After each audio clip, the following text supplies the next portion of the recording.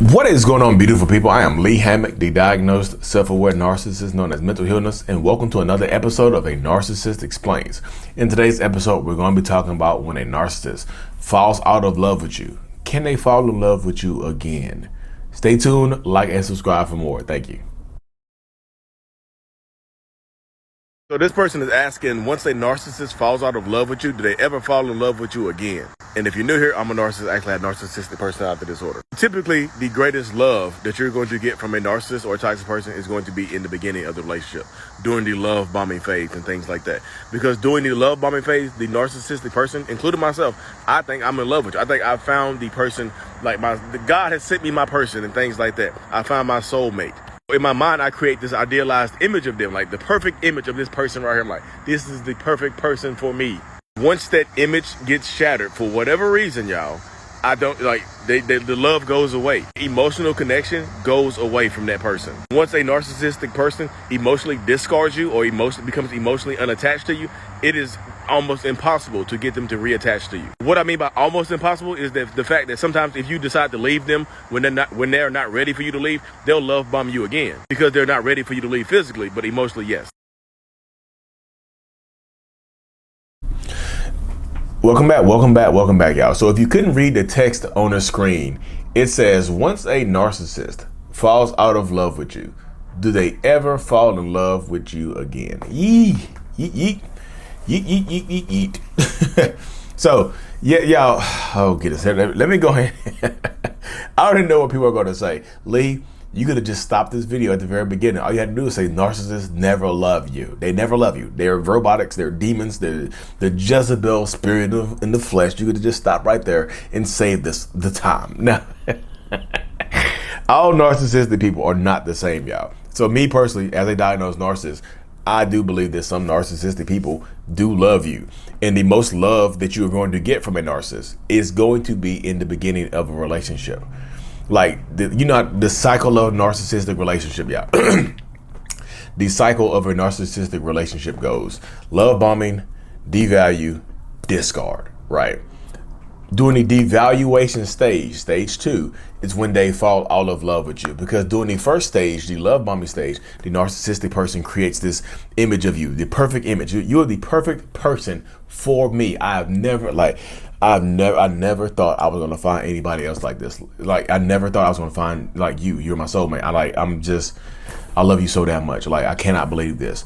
Like, you're everything I've ever wanted and needed in a person. Like, I cannot imagine life without you.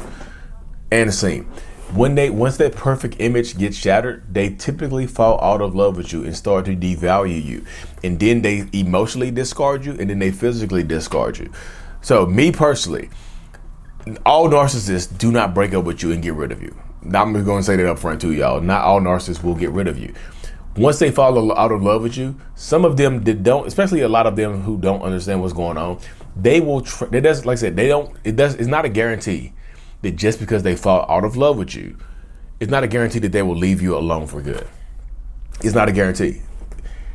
Sometimes if they don't know what's going on, like back in my past relationships, I would wake up one day and not feel the same about the person.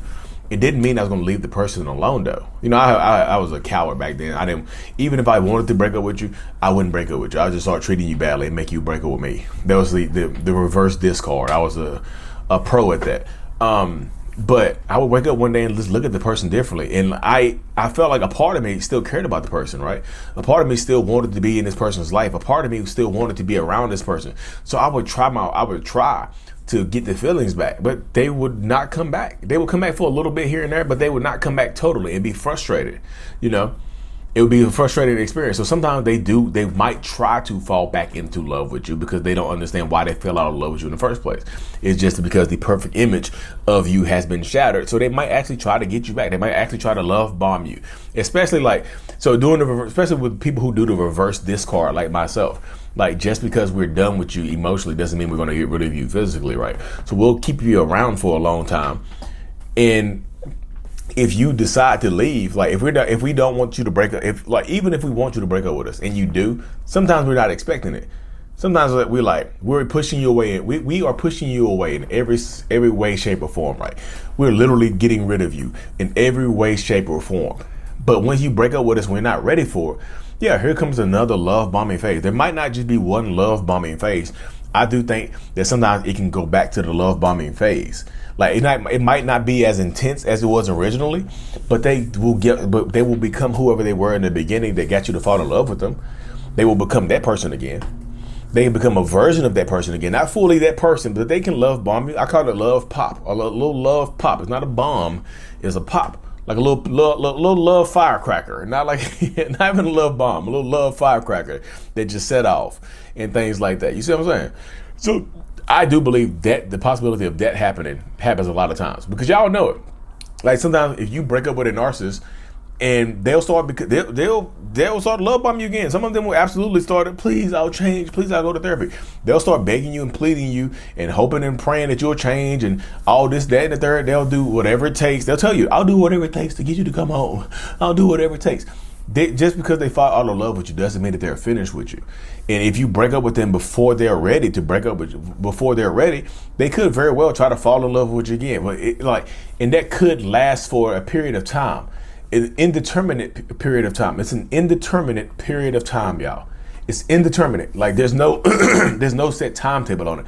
There's no set time. There's not an expiration date on it.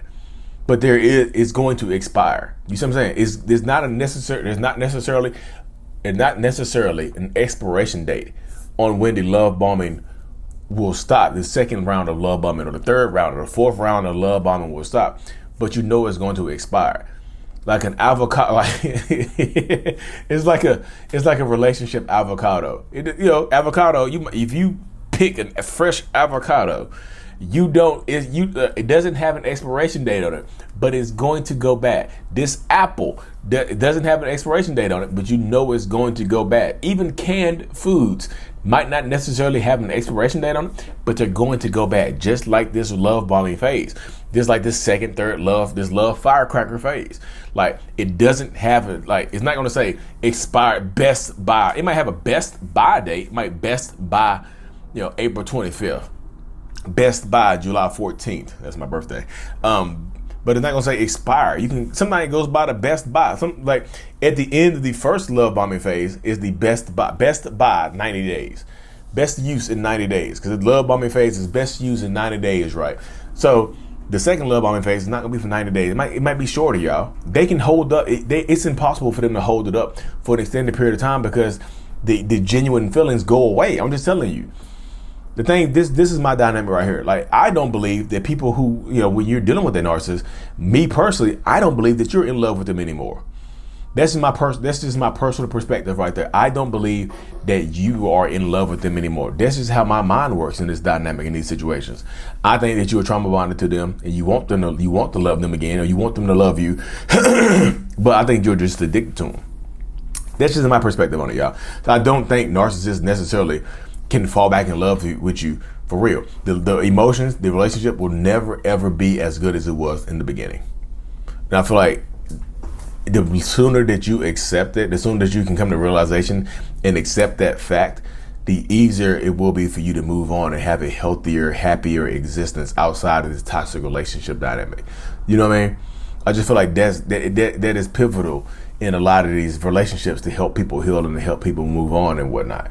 I feel like that's a pivotal step in these relationships, is getting to the point where you actually feel like, damn, I got to get past this right here. This person is never going to be as good as it was in the beginning. And you can tell if y'all, especially, this is how it goes to y'all, especially if it's an on and off relationship. Y'all, if it's on and off for any period of time, you can tell like it never goes back to the first kind of section of your relationship. When y'all first got together, it never really goes back to that dynamic. You know what I mean?